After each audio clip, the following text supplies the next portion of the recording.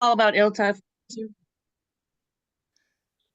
All right, welcome everybody to another edition of Legal Tech Week. It is August 9th, and this is our kind of pre-Elticon show. We are a small group today, but we are all getting ready, gearing up for leaving a couple of days for Ilticon for sort of like the Olympics of legal tech, right? I feel like I've been having to train all week and get everything in order and get my gear together. I'm carrying the ILTA torch down. It's an LED Good. though because it's tech. So Which part of it? Which part of the relay are you like the closer, or like are you doing the uh they, parkour? Or are you doing the parkour through Nashville? oh yeah. I'm that guy in that mask doing the Yeah. parkour thing. All right. I thought only Joy Heath Rush was allowed to carry the Elta torch, but Oh, she should light the cauldron eventually. yeah, yeah. All right. Anyway, I suppose we should do introductions. Everybody knows who we are, but I'm Bob Ambrogi. I have a blog called Law Sites. And Stephanie, you want to kick us off? Sure. I am Stephanie Wilkins. I'm the editor in chief of Legal Tech News at ALM. And Joe? Joe Patrice from Above the Law and Thinking Like a Lawyer, and ILTA torchbearer as we discussed. And our nominee for singing the national anthem, Steve. Oh no. Boy, are we in trouble. Steve Embry, I am the blog Tech Law Crossroads. All right. So Maybe it's yeah, not so maybe it's not torchbearer. Maybe I'm like the Snoop of ILTA. Maybe that's going to be my role. yeah. All right. Or the nerd. Why don't you be And the pommel horse guy? You can be like the pommel Oh, it could horse be the nerd pommel or horse something. guy. ooh, I'm a Flavor guy. Flav. There's some good options. I Yeah. mean, being the Snoop of ILTA, those are big shoes to fill. Like he's the best part of the Olympics. Yeah. Actually, judging by like Maybe. Instagram and Facebook and stuff, there were a lot of legal tech people at the Olympics attending there this year. Hmm. Uh, Yeah. And not I'm the not best us. part of ILTA, so why it makes sense. Yeah, yeah. Uh, all right. So Ilticon is starting Sunday. I don't know. Mhm. Is there anything anybody's looking forward to in particular, other than a deluge of media briefings and a couple of parties? We're like, no, no. No. Pretty well, pretty well sums it up. Free breakfast in the press room every morning at 7:30. Yeah. That's something to look forward to. No, it's funny. Apparently, Like Isha and I were apparently, talking about how we were gonna like rest up before this and be not tired going in for once, and then that just went out the window like a week ago. I don't even know. Yeah. apparently It we're is. able to double and triple team some of these meetings, so that'll be refreshing. Yeah, Yeah, we are doing yeah, a I lot of think that. that's great. A great trend that we can get into is kind of working together because people think of us as a similar group, so that's fine. Wait a minute, Joshua Probably Lennon more. actually carried the Olympic flame Yeah, I in, know, that's awesome. Can we not just gloss over that? I wanna. That's I awesome. know. I feel like he's mentioned that before. I don't know. I, I think a couple years He's ago when it was the Winter Olympics, he might have mentioned it, but he's got that Olympian look to him. I can just see it. I feel like he's also one of those people that has those little fun facts that it's just like, oh, did you know I did this amazing thing? And you're like, oh, of course Joshua did that. Oh, totally, right. totally. Yeah, yeah. I'm watching him posting on Instagram or something today, saying, "Oh yeah, here's a whale in my backyard." It's not a bad thing. Well, anyway, all right. Well, so there's going to be a lot of news. I know we've all probably been getting a lot of pre-briefings, a lot of stuff to talk about.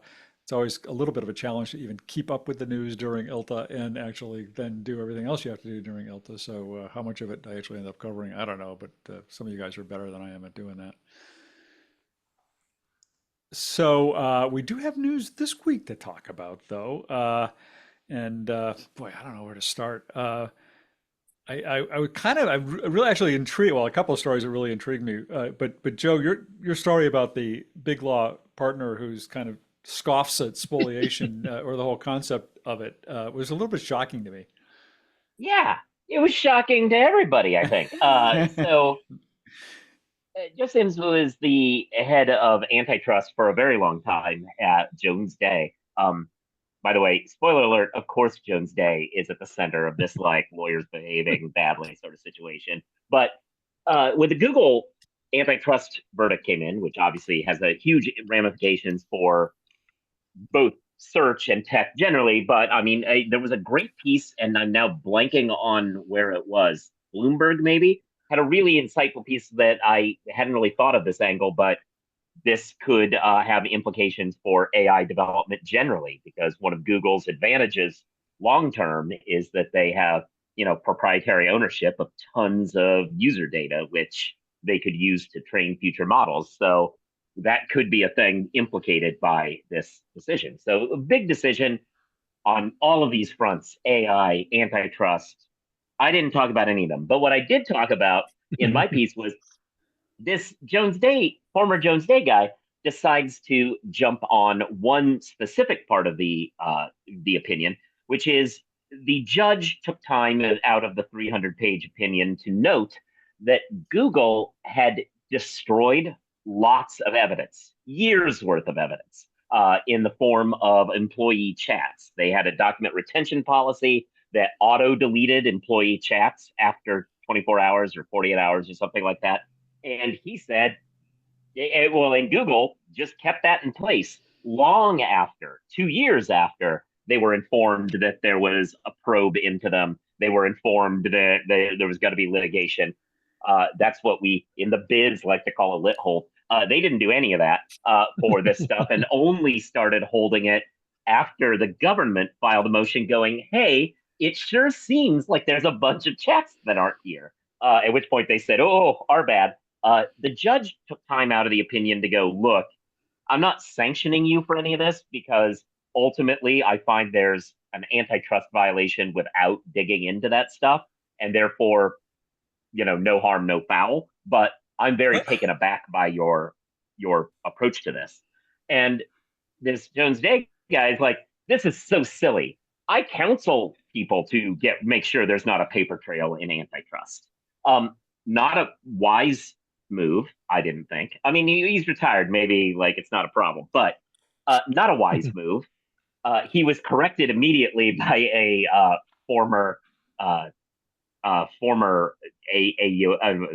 DOJ official for antitrust going, I don't think you mean to say this. And he immediately was like, yes, I do. I absolutely made sure that this got the charitable read is that he didn't understand what was going on. He was trying to suggest there was another element of this case where they were kind of called out. In addition to this deleting, they also basically had a document that trained people to talk like they were mobsters on the phone, like to never use words that sound like antitrust, which is perfectly legal, but nonetheless, supercharged the spoliation argument. If you're also doing that, then that kind of makes this look like it might have been more shady.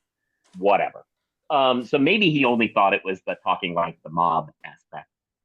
Point though, for me, and how this became a legal tech story for me is it reminded me of the uphill battle we still face. We have a self-selecting group of people who really understand how legal tech works and understand that there are systems out there where you can just click a button and it grabs everything that a bunch of custodians have, and everybody that any of us who supervise lawyers or employees, we obviously have everyone on the system and not having communications that are outside of company controlled places. Wink, wink. But we try to. And it just showed to me how there's still an uphill battle. And he's retired, but he represents a senior lawyer class who still doesn't understand that this is something that's serious. This is something that's out there. There's chats, there's team conversations, there's Zoom conversations, there's WhatsApp conversations. They're all things that you need to understand and keep on top of. Legal tech can do that for you. But I suspect that there are more people than we'd like to think who don't care about that stuff or don't think it's a real issue. I was kind of bothered by the fact that the judge said, well, you were bad people and not holding this stuff, but I'm not going to sanction you because I don't know, it probably didn't make any difference. No harm, no foul. I mean, that just, I guess what he was trying to say is I found an antitrust violation, and without this. So even if you had this, it probably wouldn't make any difference. But nevertheless, I'm not sure the spoliation and sanctions standards are no harm, no foul. I always Yeah. thought the standard is you did it. I, I'd like, and yeah, I'd like to not encourage. I'd like to not encourage one of the largest companies on earth that it's all right to get away with this. You know? Well, it is sort of the same thing you were talking about. People are like, "Oh, well, this is no big deal. It's okay to do this." Well, I guess it is okay if you can do it. And the judge says you were a bad boy, but we're not going to sanction. I'm not going to sanction you. It's, well, okay. Well, I guess we can do it then. That's So I thought I there mean, was I thought there was a charitable reading to his first tweet. Whoops, I just clicked off of the tweet that I was going to read. But where he said something like, "There's no obligation to create a paper trail." And I think as far as that goes, that's correct. I mean, you don't have to create papers. You want to talk on the phone, you can do that. That's okay. And it's not spoliation to not sort of proactively, as they say, create a paper trail. But then as you say, when that Department of Justice guy sort of called him out on it, then he like dug his heels in and said, "I advised my clients to get rid of this stuff." And that was the shocking handed a part. lifeline. He was handed a lifeline to go, "Oh, I of course only mean this," and he's like, "Fuck no, I don't. I mean this." Like it was unreal. Yeah. Well, yeah, but even in that first one, like I agree with you, like there's no obligation to create a paper trail. But then in the very next sentence, he's like, if anything, it has the fiduciary obligation to do the opposite. I'm like, Yeah. Little already sketchy. starting to stray a little bit. Fiduciary obligation to destroy evidence. That's what they Fiduciary taught in law school, right? Yeah. Fiduciary obligation to do the opposite of creating a paper trail. I will say, in a non-legal tech way, the thing that I enjoyed the most in putting together the story, and I included some of them, but not all of them, was finding the people, many of whom were lawyers, replying in the chat with funny quips about it. The person who's like, "So what do I do with this gun?" asking for a friend. Like people saying those sorts of things were very entertaining. But yeah, don't stay. Yeah, you would think a fiduciary obligation might sometimes require you to keep a paper trail, and so that you can then later demonstrate that you in fact did what you were supposed to be doing as a fiduciary. But I don't know. Well, yeah, we should go ahead, Joe. I'm sorry. Yeah. Oh, I was going to say one of the questions in the chat. One of the questions in the chat here is, does that mean after the hold you have to hold everything? Which, no, of course you don't have to hold everything, but you do have to, any custodian who is likely to have evidence that is relevant to the claim, you have to at least be sequestering and saving that stuff. And that's the real issue. If they had gone through all these chats and nobody talked on the chat about anything but sports scores, then everything would have been fine. But nobody was even looking at it. There was no logs of this. There was nobody's doing anything. They were just letting it go into the ether. And that's why they don't have an obligation to create a paper trail stuff was in there, because yes, you don't have to use buzzwords that might get on somebody's radar. That's fine. But the argument for why I think the judge highlighted that was, if you're saying that and you're creating a channel for communication that specifically is intended to be ephemeral, then those two things in conjunction suggest ill intent.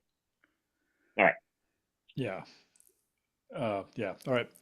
Well, since we're on the topic of litigation, there's some other litigation to talk about this week. A couple of other pieces of litigation to talk about this week, but I'll turn to the impending trial in the case of Thomson Reuters versus Ross Intelligence. I didn't even notice. We have Andrew in the chat today. Andrew is a frequent visitor to our chat. Andrew Reuter, who founded Ross Intelligence back in the day. He's probably a little busy. Probably too busy to attend right or now. he may have a gag order. I don't know. Yeah. He may be locked down in a closed room with a gag around his mouth to keep him from talking about it right now. But this is it's a really interesting lawsuit. I mean, part of what made it interesting, I think, was that Ross was this much ballyhooed, much talked about, one of the early uses of AI to try and create answers to legal questions and legal research. And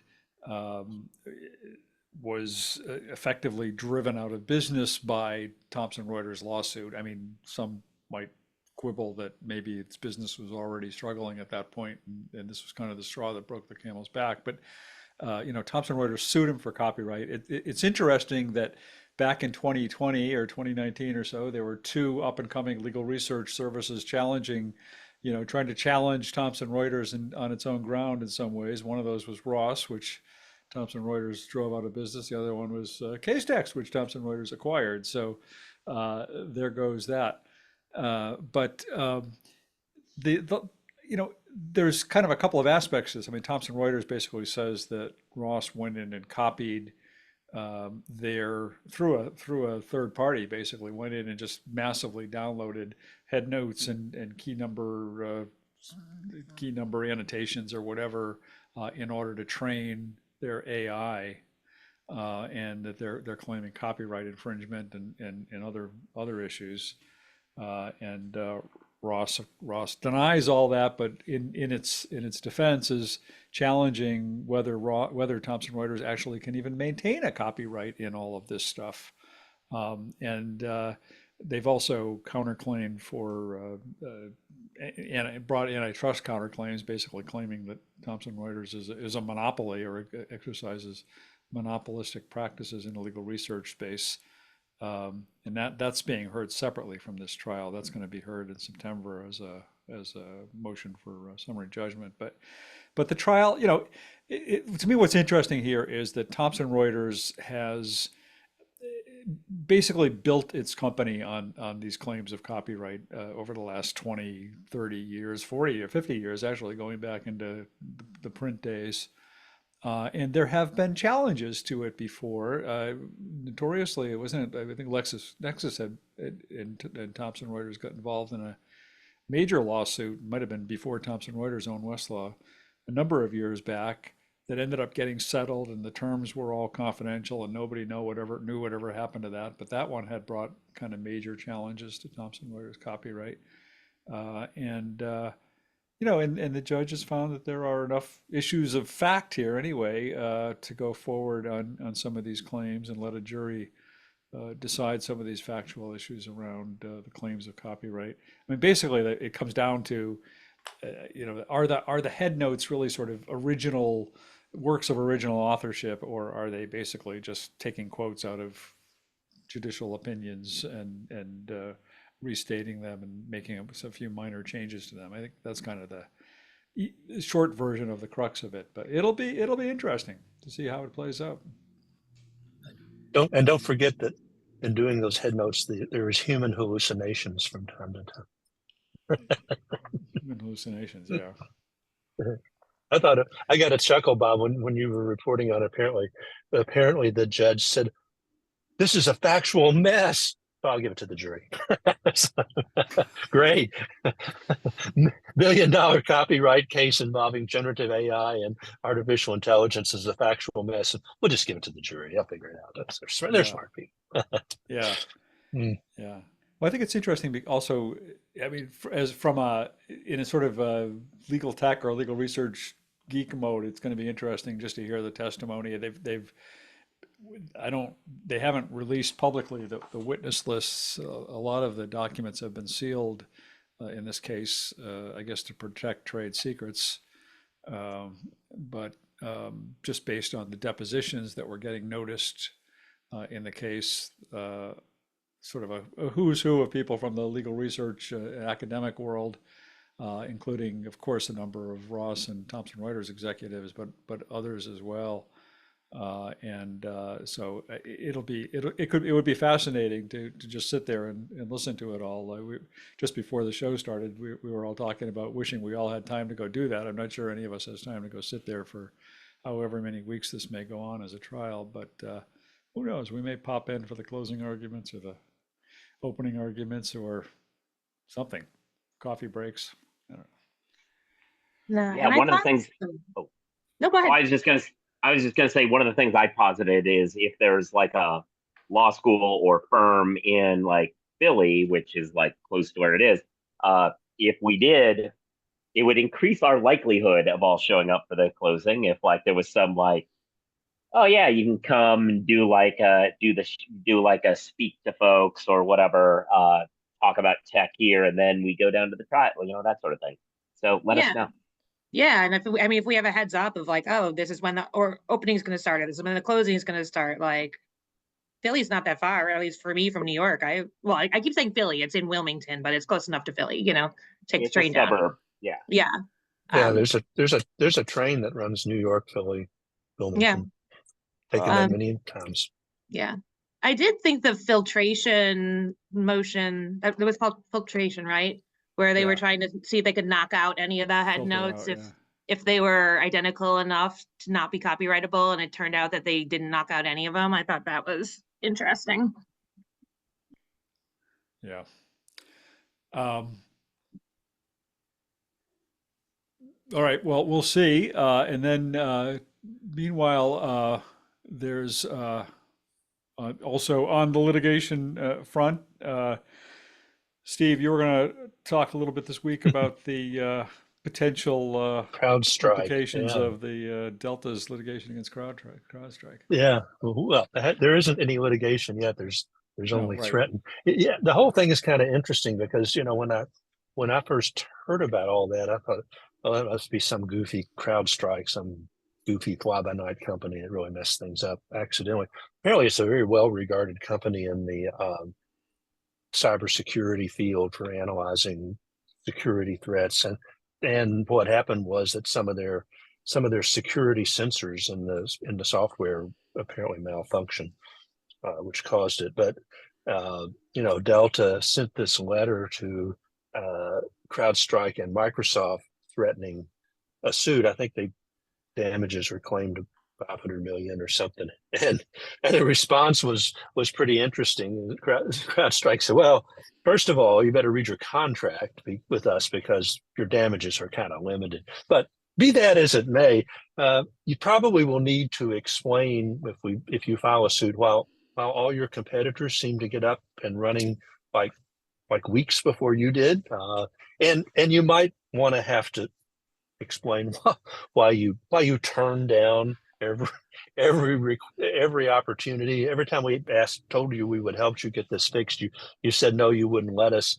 But that might be like a little tough kind of to explain to a jury. Maybe you might want to think about that. Not that ever deterred anybody from litigation, but I did think it was kind of interesting. And obviously it took Delta a lot longer to get back up and running than most of their competitors, which had to be caused by something. So, you have significant issues of causation in the case if it's filed, and mitigation in the case, and it just struck me as possibly a very interesting sort of cybersecurity, cyber crash kind of case that hasn't come along all that often.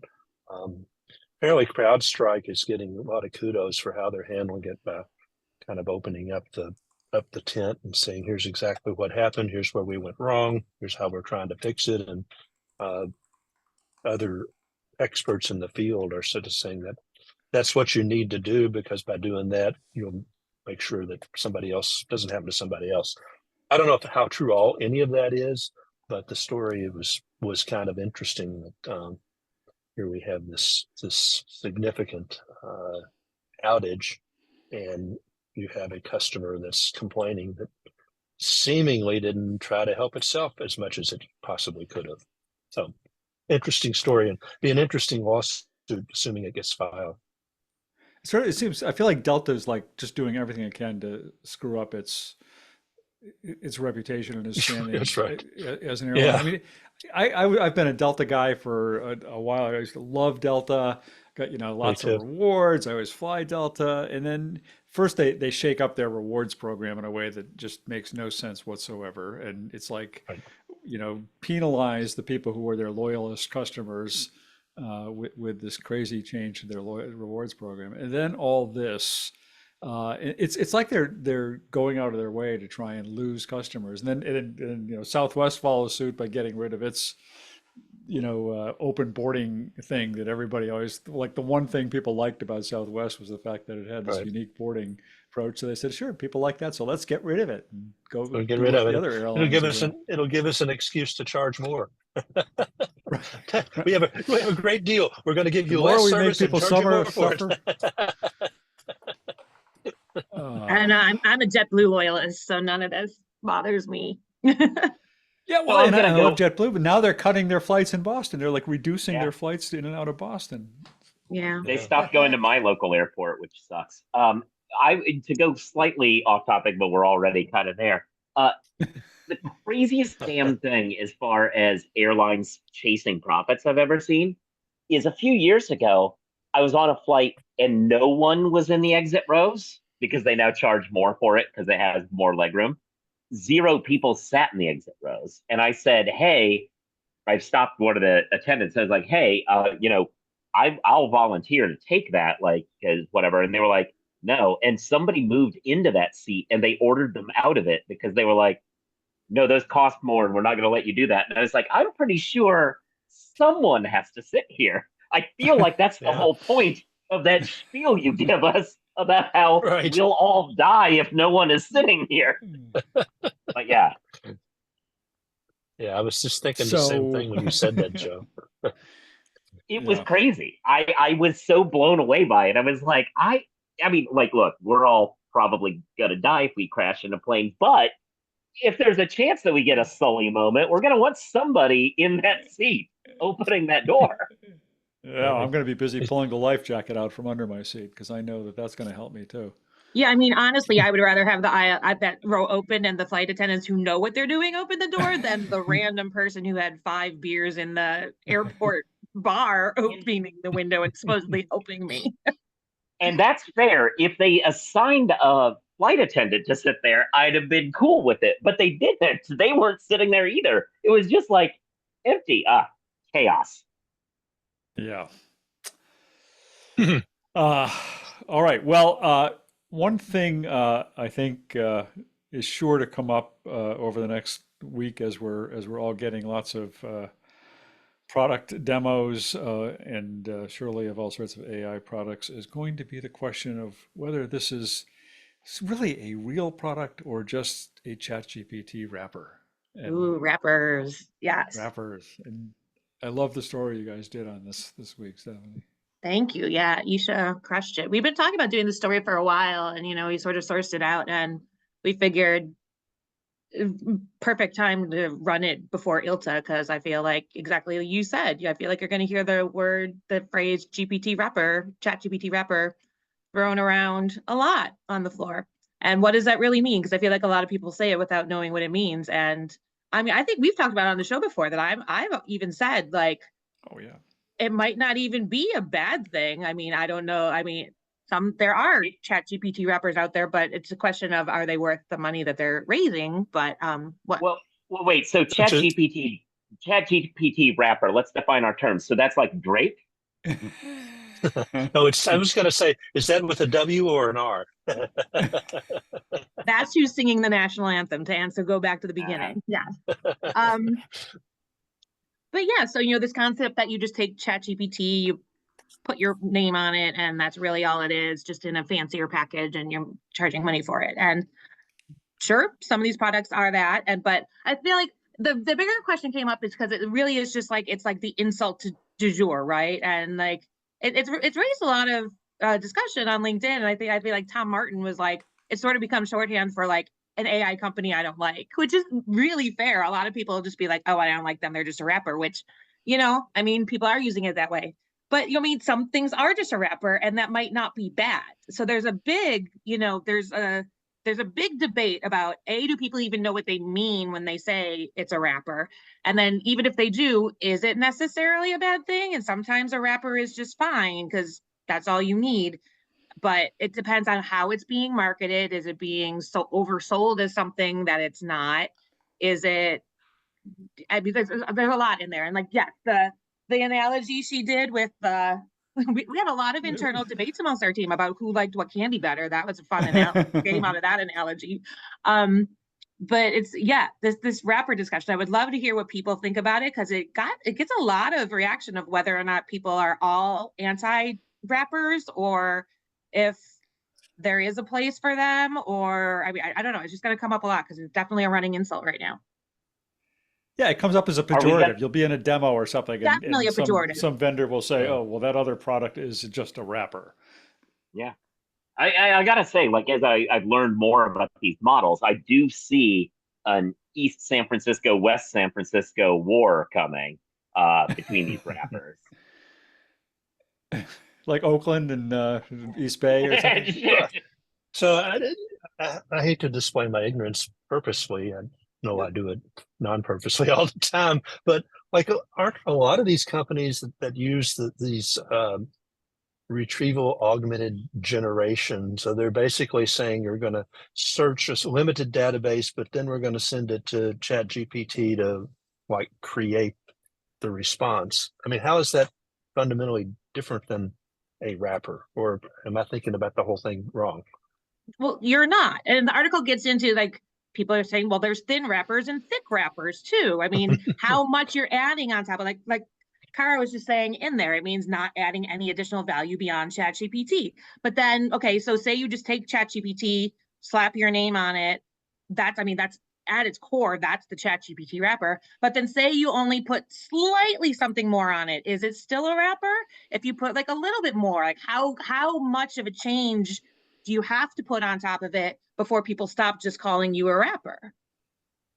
Yeah. Yeah, I mean, a And lot of the major. So sort here's of the building thing, your entire own LLM from the ground up. Like where is the scale in there where where does it you start? have satisfied And these people enough? I mean, it's an open debate. and here's the thing that's kind of been worrying me, particularly in light of the ABA opinion, but like, lawyers are sort of charged with this responsibility of vetting these products that they're using to make sure that there is appropriate security, that when they say they're not going to use it to train other models or use it to, are going to show your responses to your inquiries to anybody else, like they're really doing that. And it's almost getting to the point where it's so sort of complicated and obtuse and hidden with all these, laden with all these terms and wrappers and double wrappers and sticker wrappers, and like, I'm not sure how you could like do that. How are you gonna figure it out? Particularly when you have vendors that don't exactly be entirely transparent about exactly what they're doing and how it's being done, and you and you have a product, a black box that even computer scientists say, well, we're not sure how it works either. Yeah. I mean, We I used to think talk about skinning websites back in the day when people would like just pick up somebody else's functionality off a website and sort of create a frame or something around it, and you could just kind of stick in, make it look like it was your website. And it's similar to that, I think, in concept. I mean, if you're just basically picking up the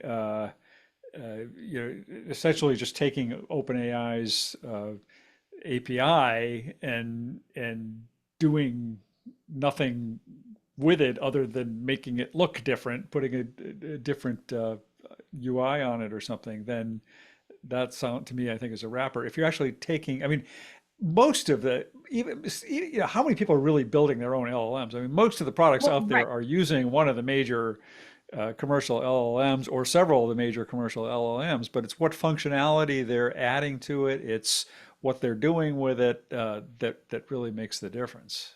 Right. And a lot of them, like a vast majority of these are GPT based things. I mean, you're seeing more incorporate Claude and things like that now, but in the initial first year, almost everything was OpenAI, right? And then even if it is just ChatGPT with its own UI on it, but then maybe it's closed system as opposed to, ChatGPT going out to the world, is that still a wrapper? Like, again, like that's the whole discussion. And the fact that we're having this discussion and the different discussion in the comments about the analogies that work is kind of the whole point of the article. Is like everyone's like, oh, it's a wrapper, but even agreeing what exactly is a wrapper and what level of wrapper is part of the thing where people are just throwing around this term largely as an insult is what sort of spurred the article in the first place. Yeah, I will say there's a note in here about like some vendors are picking and choosing and mixing things together to create their like right cocktail. And for those people, the mixologists, like GPT mixologists or whatever, where they're like a little bit of Anthropic and a little bit of OpenAI, yada yada yada. That's a whole different thing. I think that's a value add. But yeah, these like pure wrappers, or anything like close to it, because I don't think anything's really a pure wrapper. I think Stephanie made the point. Mostly it's an insult, but there's things that come a lot. Oh, that was a good freeze frame for Joe. He planned that. I know he planned that. But also it's just That's like nice. I'm gonna get that I know. frame. Somebody take a screenshot quickly. All frozen, by the Oh, way. darn, darn. Yeah. So all right. Yeah. We wanted to freeze you and just you had the perfect pose. Yeah. Yeah, sort of like Yeah. it. Okay. No, and some of it too is like, well, yeah, aside from, you know, the cost of building your own LLM, does everybody need to? There's a degree of like reinventing the wheel. But then also, you mean the price points of these tools. I mean, there's so many considerations in it. And I think a lot of the way the ChatGPT wrapper insult started to come is when certain tools were really expensive or these companies were getting massive amounts of funding. And then when people saw them, they're like, well, they don't really do much more. They're just a wrapper. Why is it worth anything? And that is a fair criticism. But I think that sort of was, to me, that's where I first started hearing the concept of ChatGPT wrapper thrown around as an insult, and it grew steam from there. And yeah, I mean, I don't personally think that every ChatGPT wrapper is necessarily a bad thing. Do I think they are worth tons and tons of money? No. I mean, I think, you know, that's where a lot of this calculus is playing out, and it will remain to be seen. But I think there is a lot of truth to like what Tom Martin said on my thing on LinkedIn, where it's just like, it's just become an insult for a company you don't like or a product you don't like. So I'm going to take this to analogy wise to a space that I know and am probably too nerdy about, and so nobody might care. But it reminds me, I always have used the terminology for things like GPT, Claude, like whatever. I've always used the phrase engine, and I think that you can expand this analogy to We're going to something F1. something like F1, right? There are several teams, several car designers who all have different cars, but an Aston Martin doesn't have an Aston Martin engine. You know, a Ferrari does have a Ferrari engine, but you know, and a Mercedes has a Mercedes engine, but you know, everybody else is doing different stuff, and the engine is made by somebody else, and the car is made by them, and so the fact that they use the engine from somebody else doesn't mean that they aren't designing the car around it. And you can see how much that matters when you see these people get beaten by folks using the same engine that they have, right? I think that's a lot of the discussion of wrapper. If you are building, like a few years ago, candy bars is still better, I think. See, I don't know. Like, I mean, I guess generic generic products in a. I actually like that analogy. That's a really good analogy. Yeah. Generic product, yeah, but so a few years ago, for instance, Aston Martin had an engine from Mercedes, and they designed their entire car to copy every design element of Mercedes and tried to keep up with them and still didn't get it quite right. That's technically not what that's not what a lot of people do. A lot of people have a Ferrari, and like Haas has a Ferrari engine, but that car looks totally different and runs different, mostly worse. And that's part of the game. You take the same engine, but the car can be different. And the level of difference, whether you're the Aston Martin, just a plain copy, or you're something that is trying to aerodynamically go on your own, that's the distinction. Yeah, that's a good analogy. I like that. Yeah. Yeah. It's funny with the candy bar analogy. You know, we were saying if it's a generic candy bar, like initially how I got things like where we got, you know, candy bar turf wars within our team, it was because like initially it was very certain people, like Isha had a very clear idea of which was the superior candy bar and which wasn't, and I was like, you are so wrong. So we had, so it was like, it was funny.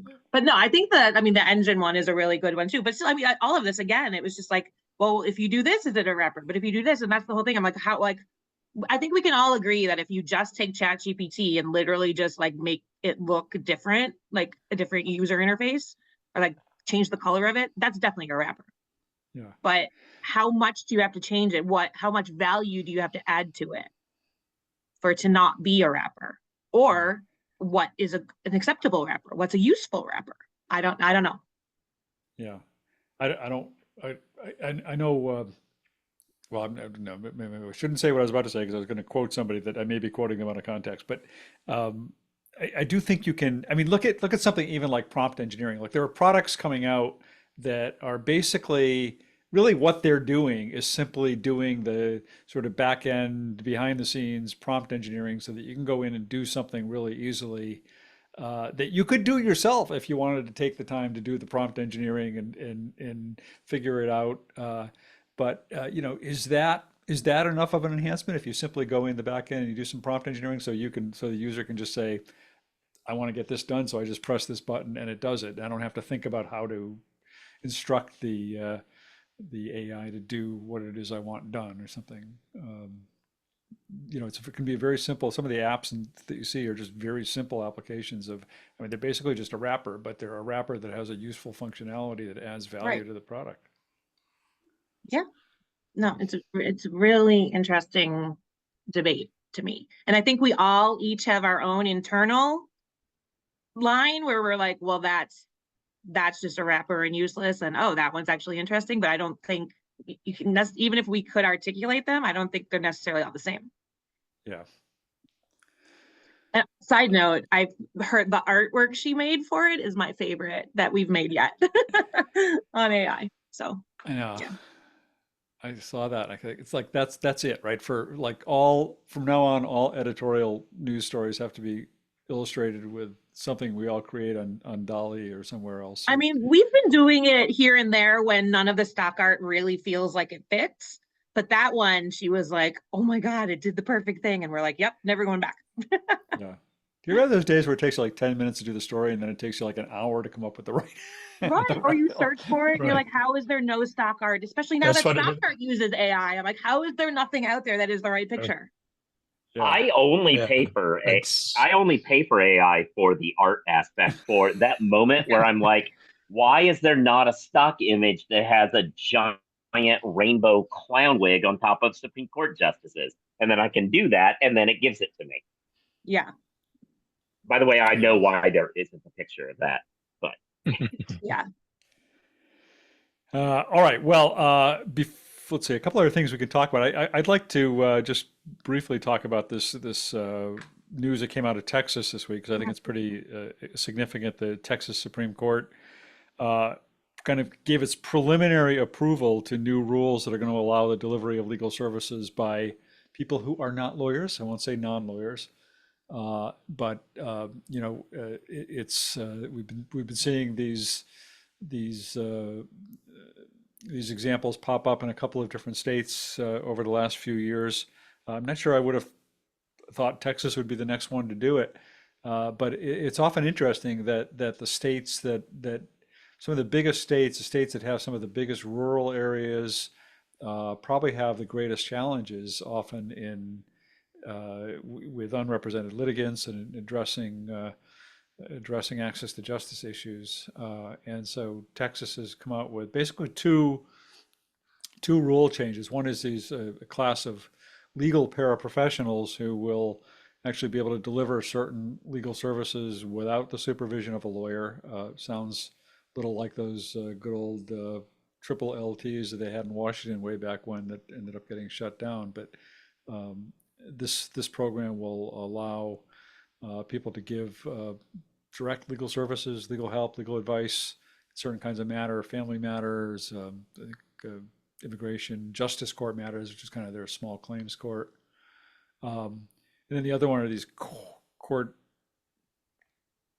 I forget what they're calling them, court something assistants that will actually be able to go in and represent people in justice court, stand up and talk and represent them. And that's somewhat unique. There are not too many of these limited legal assistant type programs have actually allowed people to go into court with people, with clients. So this is, again, somewhat unique. It'll allow that now. And for these court-assisted legal services, they're going to have to be supervised by a lawyer and affiliated with a court access assistants is what they're called. They'll have to be affiliated with a legal services organization or some kind of a legal aid clinic at a law school or something like that, and be under the supervision of a lawyer.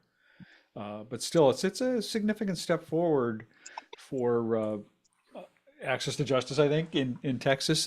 I say they gave preliminary approval because what they did is the Supreme Court put out an order saying, we approve this concept, this idea, and here's the rule changes that we're putting forward that would implement this. And they're giving a period of a couple of months or something for the public to comment, and then they'll put out a final rule. So the rule isn't final at this point, but seems the concept at least has been finalized, and it's effectively a fait accompli in terms of making this change. Bob, I had not read the rules, but was there any discussion or limitation in the rules on what these people could charge for their services? Or is that just left to either the market or the people themselves? That's a darn good question, and I think there was, and because I mean that's kind of a key component, I would think, to it. It'd be great to have paraprofessionals, but if they cost the same as lawyers, then yeah. I don't remember offhand, but I said court access assistants can't charge, but I'm sure there was something in here about what paraprofessionals can charge. I don't remember offhand what that is. Yeah, it seems like a. Yeah. Go ahead. Sorry. I was just going to say they're subject to disciplinary rules, just like lawyers, and have to get certified and licensed and take a test and all that, and have to meet certain requirements. So there is that around it, but I don't remember. I feel like I did say something about fees, and I just don't remember what it was. Yeah, let's see it. I'll have to get back to you on that one.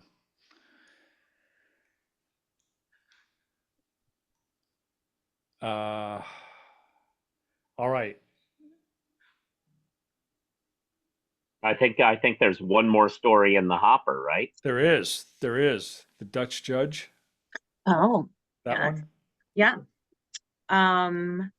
So yeah, another ChatGPT judge. Apparently the Netherlands is not happy. Unlike, it reminded me of when there was a couple months ago when we had that story about the 11th Circuit judge, Judge Newsom, using, it was just a concurrence, but it was this whole thought experiment about our trampolines, landscaping, et cetera, et cetera. It had no bearing on the actual decision, but he was encouraging people to use it. But this Dutch judge actually used ChatGPT in determining his outcome. So there was the basics of the case were there were solar panels on a roof of a building. Neighbor built a building too high. It blocked the solar panels. There were damages involved. And the judge was trying to figure out the amount of damages to award. And it came down to, part of it was, calculating, it's something. The average lifespan of solar panels was part of the calculation of the damages in this case. And he went to ChatGPT to figure out the lifespan of solar panels and just used what he found in determining the damages in this case. And so it was actually ChatGPT is always factually correct, if nothing right. else. And so that it was material to the decision in this case. And so everyone over there never needs to be checked. Yeah. So everyone over there is actually outraged and losing their minds about it, which I don't disagree with. So yeah, it's gone global, and this one was actually, I don't know, it's kind of a big deal. I'm curious. I did not realize this, but I was talking to David Horrigan, and apparently he had done a semester of law school in the Netherlands, and he was saying on appeal they actually revisit the facts of the case in the Netherlands. So maybe we will hear more of this.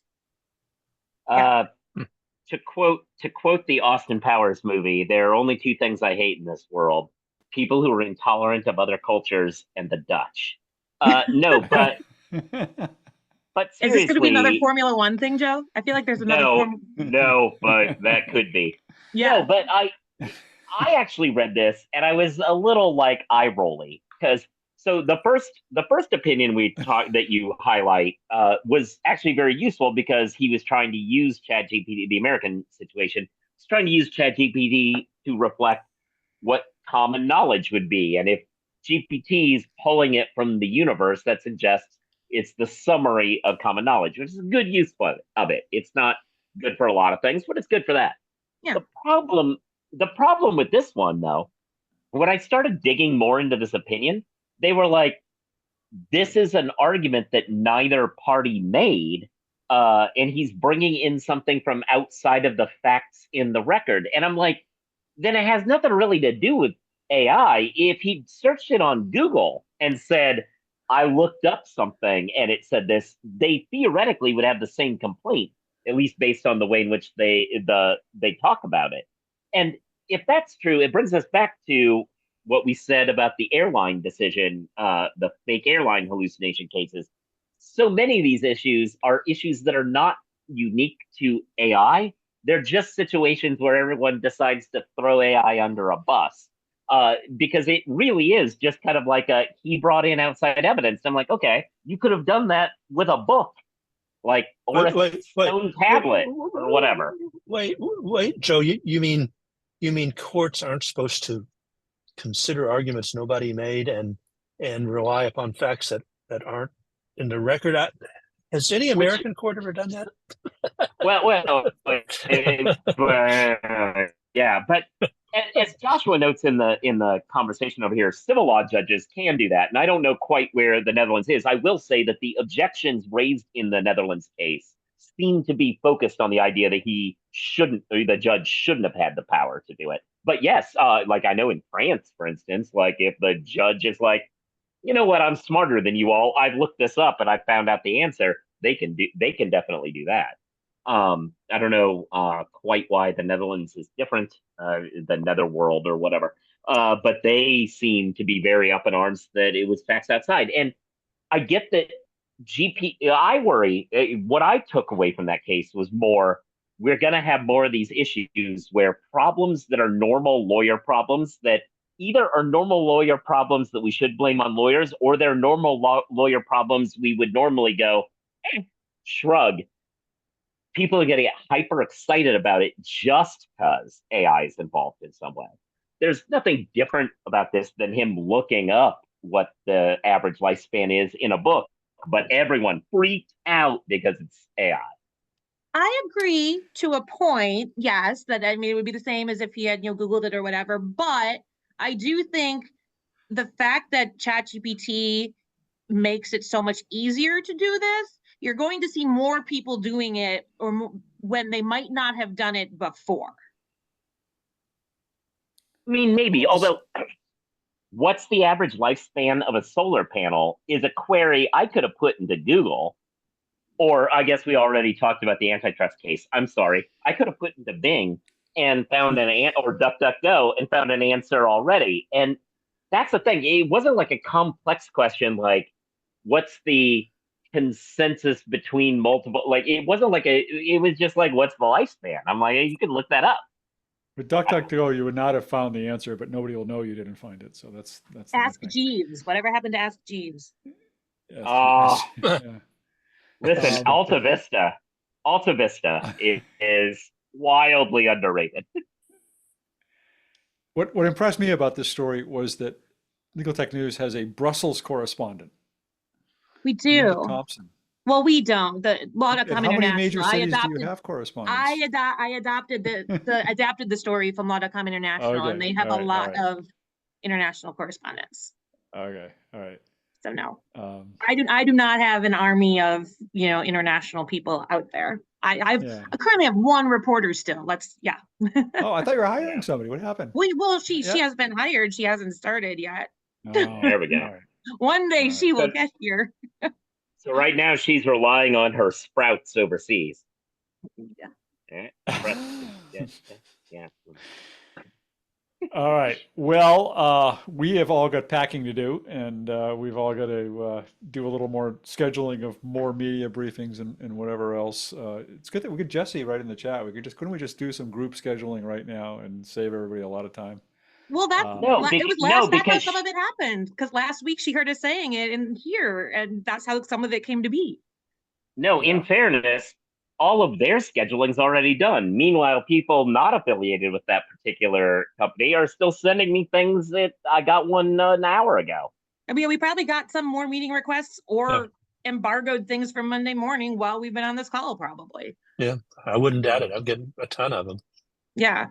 Yeah, and before we go, But, shout out to audience member Kara Peterson for Women of ABA, Oh, yes. Women of Legal Tech selection. ABA. That might not be what it was called, but yeah. Yeah. Congratulations. I got an embargoed thing a minute ago. No. No, 5 minutes ago. Sorry. As somebody once told me, the word "no" is a complete sentence. I think. All right. Well, we will see. So a bunch of you probably in Nashville. Well, not in Nashville, but out in whatever they call that place, the Gaylord. And otherwise, we'll, I guess, be back here next Friday. Maybe deconstruct what happened next week. So see you all then. See you all somewhere. Have a good week. So long. Bye, all.